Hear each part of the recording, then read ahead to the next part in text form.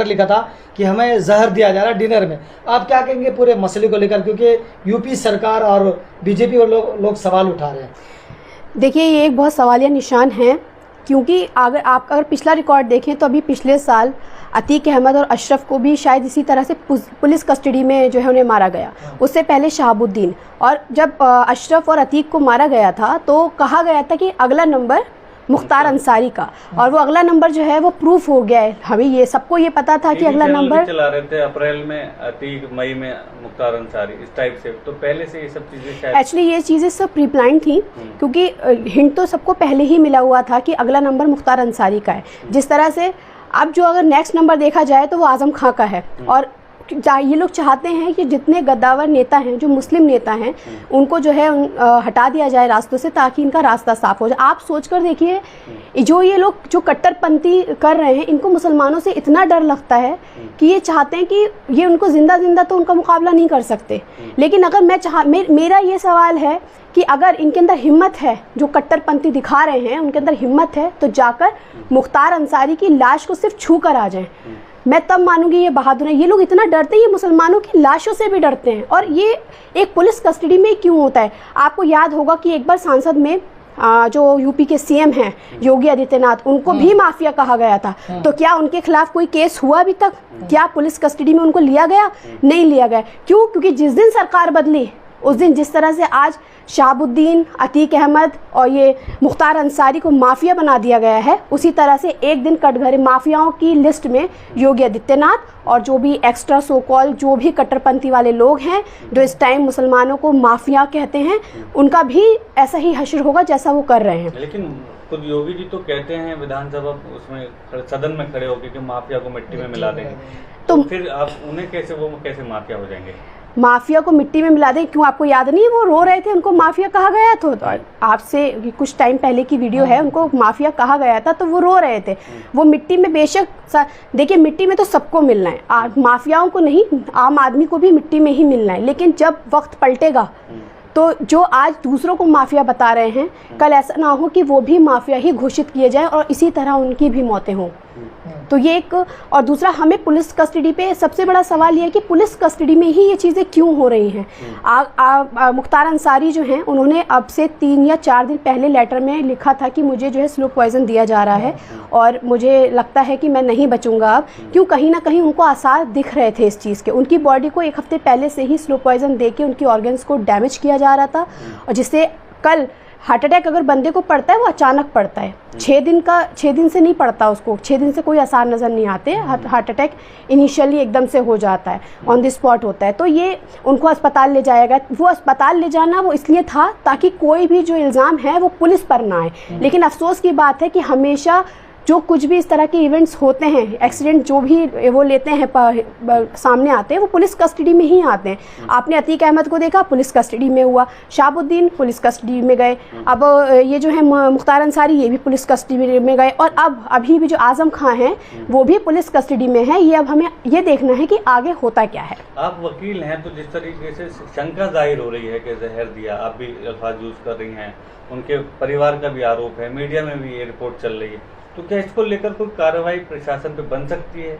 देखिए, उन्होंने जो लेटर लिखा था वो न्यायाधीश को लिखा था। जब उन्होंने लेटर लिखा तो जुडिशियल सिस्टम की ये ड्यूटी बनती थी कि बिल्कुल सबसे पहले उसको उस सारे केसेस को छोड़ के इस मुद्दे को देखना चाहिए था, और उनको अगर प्रॉब्लम हो रही थी अंदर तो उसकी जांच करते और ये देखते कि किस वजह से वो ऐसा सवाल उठा रहे हैं, क्या किस वजह से उन्होंने ये लेटर लिखा, क्या ऐसा तो नहीं है वाकई वो किसी परेशानी में है, उनकी जान को खतरा है। क्योंकि कानून सबके लिए बराबर हैं, चाहे वो आम आदमी हो, चाहे वो मुसलमान हो या हिंदू हो, या वो किसी भी धर्म से बिलोंग करता हो, उससे कोई मैटर नहीं करता, कानून सबके लिए बराबर है। तो इससे ये एक सवाल जो है वो जुडिशरी पर भी छोड़ जा रहा है कि ऐसी क्या मजबूरी थी कि उन्होंने भी इस लेटर को संज्ञान में नहीं लिया, ना ही इस पर कोई एक्शन लिया, और कल रात मुख्तार अंसारी की मौत हो गई।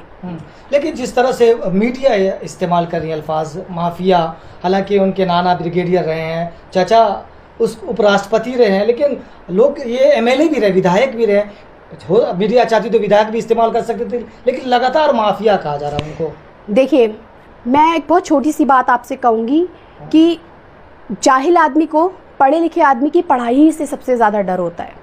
जिस तरह से हम देख रहे हैं मुख्तार अंसारी का अगर हम रिकॉर्ड देखें तो वो एक बहुत वेल एजुकेटेड फैमिली से बिलोंग करते थे और मुझे नहीं लगता वो किसी भी ऐसी एक्टिविटी में इन्वॉल्व होंगे जिसमें उनके यहाँ प्रेसिडेंट उनके यहाँ हैं, ब्रिगेडियर उनके यहाँ हैं, डॉक्टर्स उनके यहाँ हैं, इनफैक्ट उनकी वाइफ इतनी वेल एजुकेटेड है, उनका बेटा इतना मतलब उनका बेटा गोल्ड मेडलिस्ट है। तो जिस तरह से उनकी तरबियत की गई है तो आपको लगता है कि माफिया, देखिए जब पॉलिटिक्स में कोई आता है, पॉलिटिक्स में तो हिंदू भी हैं मुस्लिम भी हैं, लेकिन माफिया सिर्फ मुसलमानों के नाम के आगे क्यों लगाया जा रहा है? मतलब एक तरह से उनकी पूरी जो इमेज है वो वैनिश की जा रही है। अगर देखा जाए तो ये जो इलेक्शन आ रहे हैं ना, इलेक्शन का ही ये सबसे बड़ा मुद्दा है और इलेक्शन को देखते हुए ही उनको जो है मौत के घाट उतारा गया है। ये एक साजिश है और इस पर इन्वेस्टिगेशन होनी चाहिए और जिसने भी, चाहे उसमें पुलिस इन्वॉल्व है या उसमें जो खाना बनाते थे उनके वो इन्वॉल्व हैं या कोई भी जो भी लोग जेल के अंदर इस चीज़ में इन्वॉल्व थे, जो उनकी जिम्मेदारियाँ उठा रहे थे, उनकी संगीन तरीके से जाँच होनी चाहिए और जो भी खाना उनको दिया जा रहा था, क्या दिया जा रहा था, किस तरह से उस पर पूरी मतलब एक इन्वेस्टिगेशन होनी चाहिए, बैठनी चाहिए ताकि पता चले कि एक्चुअल में हुआ क्या था। लेकिन जिस तरह से मुसलमानों को मतलब अक्सर ज़्यादातर उत्तर प्रदेश में मामला आया है, जो माफिया जिसको कह रहे हैं लोग, जैसे अतीक अहमद हो या उनके भाई हो या बेटे हो, फिर मुख्तार अंसारी का मामला आया, तो मुसलमान अब जेल जाने से अब डरने लगेंगे। जेल में उनको लगेगा कि जेल में मेरी हत्या हो सकती है। देखिए ये बिल्कुल सही बात है, हम जेल जाते हैं इसलिए ताकि अगर कोई अपराधी है उसको जेल हम इसलिए भेजा जाता है ताकि जो उसने गुनाह करा है हम उसकी सज़ा उसके मुताबिक दें। जो जुर्म अभी साबित ही नहीं हुआ था तो उसको साबित करने वाले, तो वो लेटर में लिखा था कि उस लेटर के बाद उनकी शायद गवाही थी कोर्ट में, उस गवाही के बाद बहुत से ऐसे लोगों का सामना होता है जिनको वो जेल चले जाते हैं। तो शायद उस चीज़ को रोकने के लिए ये जो है ये काम किया गया है ताकि वो उनके खिलाफ कोई गवाही ना हो और वो जो है बच जाएं और इनको माफिया कहकर इनको जो है मौत के घाट उतार दिया जाए और वो एक वोट बैंक जो है वो इनके हिस्से में आ जाए ताकि हिंदू वोट सारा इनको मिल जाए। पप्पू यादव भी कह रहे हैं कि ये संस्थानिक हत्या है और भी नेता आरोप लगा रहे हैं इस तरह का। तो क्या ये जो लोकसभा इलेक्शन है, नेता भी चाह रहे हैं कि इस मसले को लेकर बुलाया जाए? ऐसे तो इसलिए आवाज़ भी उठा रहे हैं। बिल्कुल, देखिए ये हर बार इलेक्शन में ही हुआ है, लास्ट ईयर भी जो था वो इलेक्शन के टाइम पर ही हुआ था, अब भी इलेक्शन के टाइम पर हुआ। तो ये तो देखिए साफ जाहिर है कि जो कुछ भी हो रहा है मुस्लिम्स के साथ वो एक इलेक्शन के टाइम पर ही क्यों होता है। जब भी कोई इलेक्शन आने वाला होता है तो कोई ना कोई एक मुस्लिम नेता जो है उसको जो है मौत के घाट उतार दिया जाता है, चाहे वो जहर देकर हो या फिर जो है पुलिस कस्टडी में इनकाउंटर हो जा रहा है उनका। तो ये तो एक सोचने वाली बात है। समाज से क्या कहेंगी जिसमें मतलब तरह तरह की भ्रांतियाँ फैली हुई हैं, खासकर ऐसी चीज़ों को लेकर जो कस्टोडियल डेथ लगातार हो रही हैं, तो उग्र भी हो सकता है समाज। रमज़ान का महीना है और इलेक्शन भी पास है, तो क्या कहना चाहेंगे समाज? देखिए अब तक अगर हम कस्टोडियल डेथ की बात करें तो अब तक का डेटा जो 175 डेथ हो चुकी हैं जो पुलिस कस्टडी में हुई हैं। इस पर जांच होनी चाहिए कि ऐसी क्या वजह है कि लोगों को, हम अपराधियों को जेल भेजते हैं सज़ा सुनाकर और अपराध जो उन्होंने किया है उस पर इम्प्रूवमेंट लाता कि वो आगे से जब बाहर निकले तो वो इस तरह की गलतियां ना करें। उन्होंने जो गुनाह किया है उसकी सज़ा उनको दी जाए और उसके बाद उनको बाइज्जत बरी करके भेजा जाए ताकि वो बाहर ये सब चीज़ें ना करें। लेकिन अगर यही हाल रहा तो लोग जो हैं जेल नहीं जाएंगे और ऐसे जुर्म भी बंद हैं। मुझे ऐसा लगता है कि बाहर के लोग जुर्म कम कर रहे हैं लेकिन जो कुर्सियों पे बैठे हैं वो जुर्म ज़्यादा कर रहे हैं।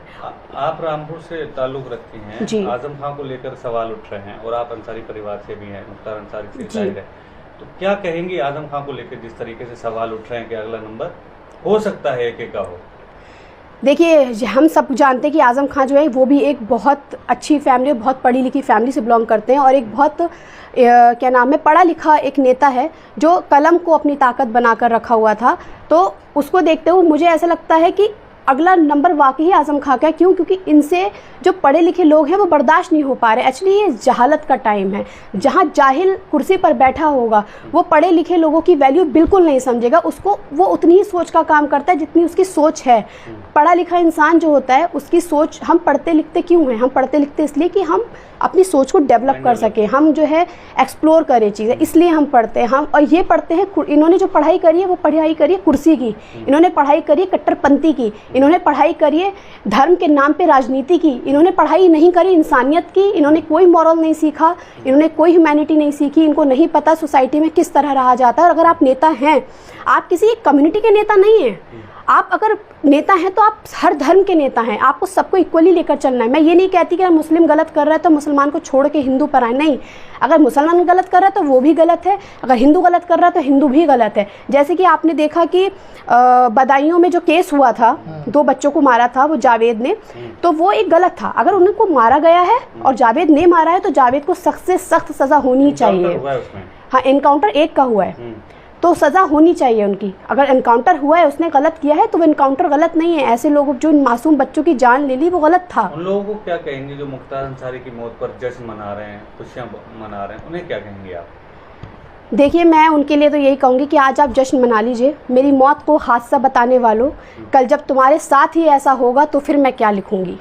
तो ये वही बात है कि जब उनके साथ ये चीज़ें होंगी तो वो हम जो भी लोग हैं वो भी जश्न मनाएंगे इसी तरह से। अगर वो मुख्तार अंसारी एक बुरे इंसान होते, ख़राब होते, या उन्होंने लोगों के हक़ में अच्छा नहीं किया होता तो आज उनकी डेड बॉडी को देखने के लिए, उनके अंतिम दर्शन के लिए उनके घर के बाहर लोगों का तांता नहीं लगा होता। क्योंकि अच्छे लोगों के घर में भीड़ होती है, बुरे लोगों को कोई देखने नहीं आता है।